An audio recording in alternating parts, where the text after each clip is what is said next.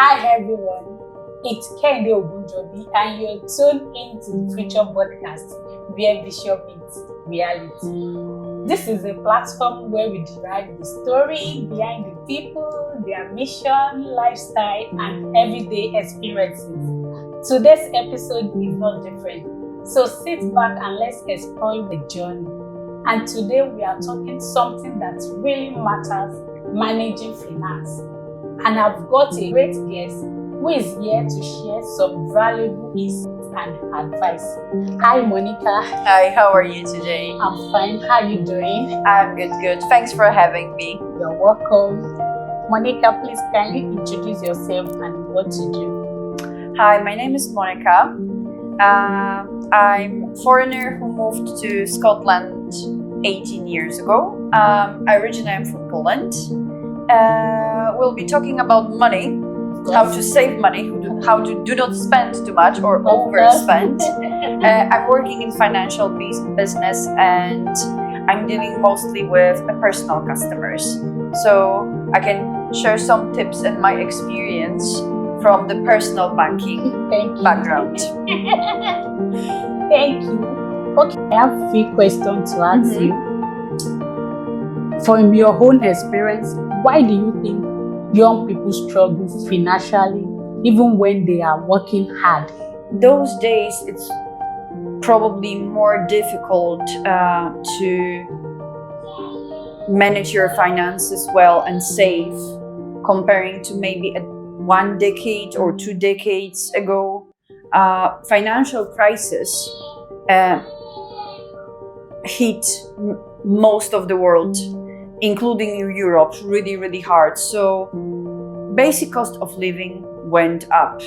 Energy, much more expensive. If energy is going up, obviously we do pay for food and even basic groceries in the shops than we paid years ago. And that's all that has an impact on our finances overall, basically.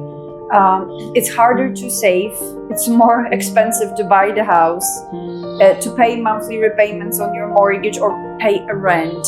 So young people stepping on the property ladder and stepping into the adult life, obviously they facing those challenges just now. But it's not only that, it's also learning how to manage your finances. It's something, unfortunately, they do not teach you at school. Sometimes you get a good lessons from your parents because you use them as an example. So if you're from the background when parents were doing really well with finances and they taught you how to manage the money and how to save, probably for that type of person it's easier than someone who never got those lessons when they were younger and when they stepping into independent life and they start paying bills on their own. They need to learn from the beginning, from the start, and sometimes making mistakes. Thank you. Monica, what are the most common mistakes young people make? From my observation, dealing with customer bracket 20, 30 plus, yes. It's basically overspending and not really paying attention to how much they spend. And some people, they don't know how to budget themselves. Overspending. Starting adult life, obviously everything is out there. Nice clothes, nice restaurants, you want to go on holiday, you want to treat yourself. But quite often, it's so much around you would like to get, you forget how much you earn.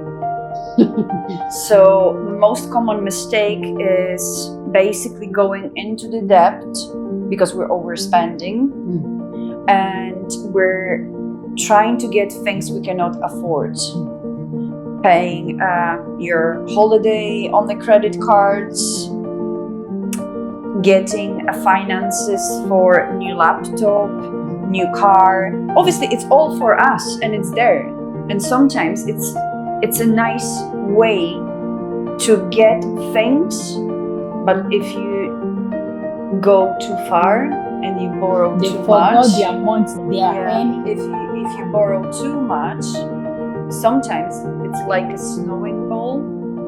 So lifestyle and trying to maintain a lifestyle that is far away from actually what we can achieve based on our income, that's quite common mistake.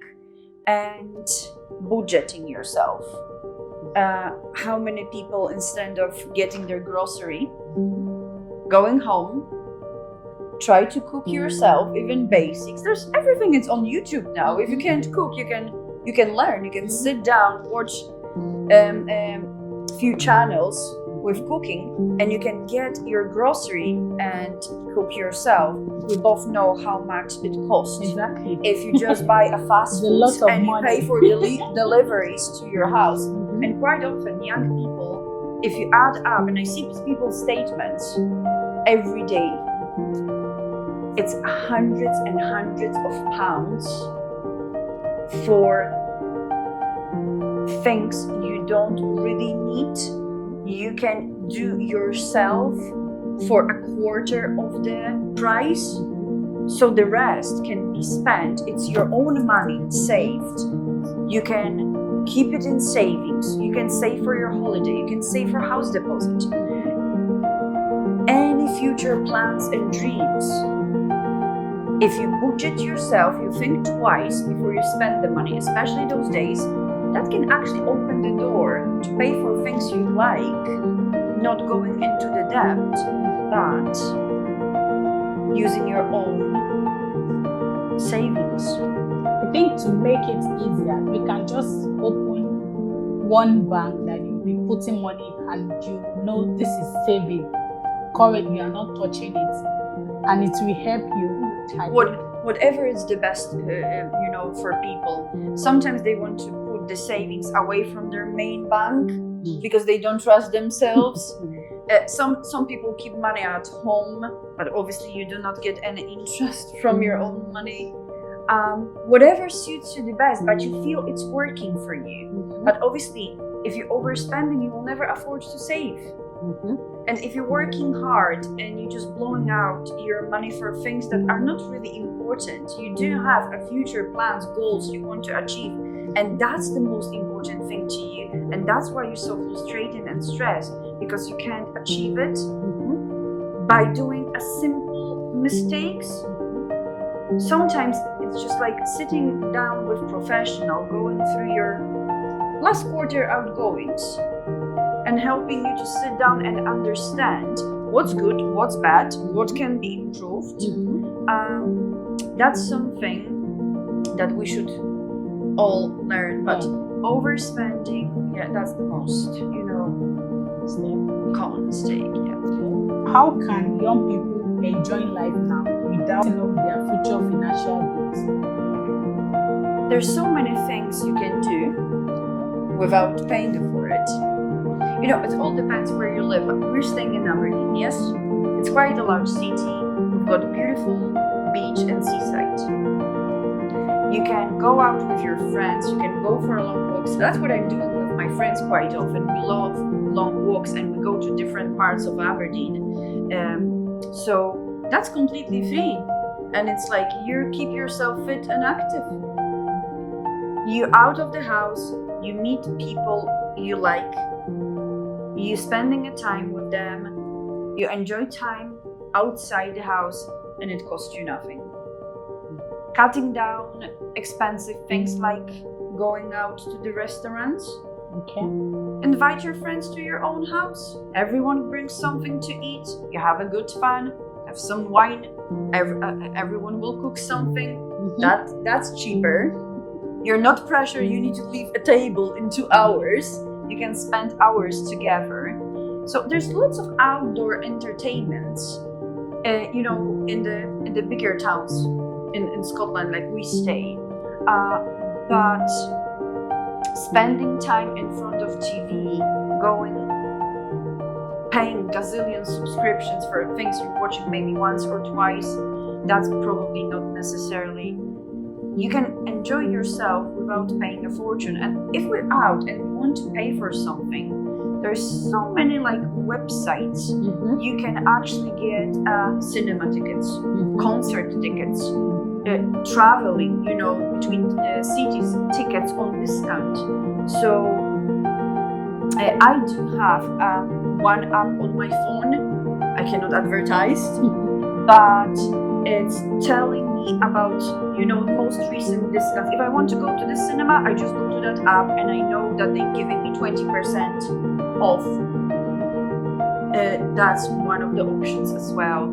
So entertainment, it's not always something you need to pay a fortune. What about those people that, like here in UK, they make it easier? What about those people in another country which they don't have maybe discounts card to buy something? What will you tell those people? It's hard to say because you based your judgments on your own experiences. I was born in Europe and I always lived in Europe, so I can basically discuss things from my own background and experience. I wouldn't advise someone from totally different culture because I know nothing really about what's the culture there, how people behave, how they really spend the time. But entertainment, going out, paying for things, it's always a treat. And current environment, I think it's global, really. People started thinking about the treats as a common thing you're allowed to do every day.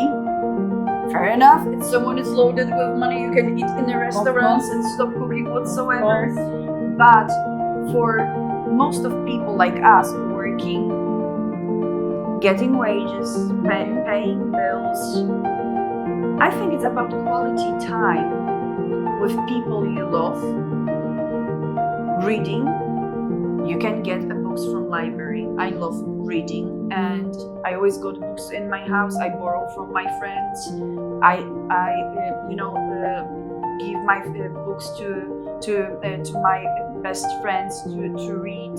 You can go to the library, whatever you love. Find a passion, something you can do yourself, and it's not necessarily something that will cost you a fortune. But obviously everyone's hobby, background, interests are different. So if you've got passion, you love to do something, just go for it. But obviously we need to keep a common sense with everything. Okay, thank you, Monica. Besides saving, what are the other ways young people can level up their finances and create new opportunity?